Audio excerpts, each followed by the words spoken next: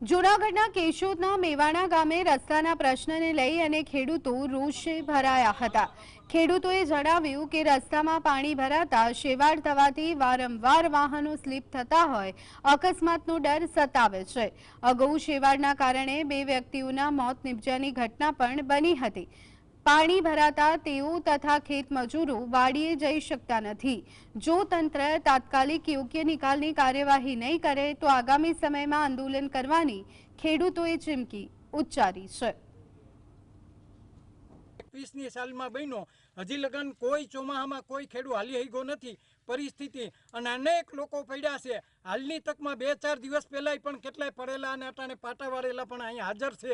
એટલે આ પરિસ્થિતિની અંદર કોઈ પણ યોગ્ય જવાબદાર જે કોઈના ક્ષેત્રમાં આવતું હોય એ યોગ્ય રસ્તો લઈને આ ખેડૂતના દુઃખને જો સમજે, એના દર્દને જો સમજે અને યોગ્ય નિકાલ કરે તો અમને ખેડૂતને પણ એના માટે યોગ્ય થાય।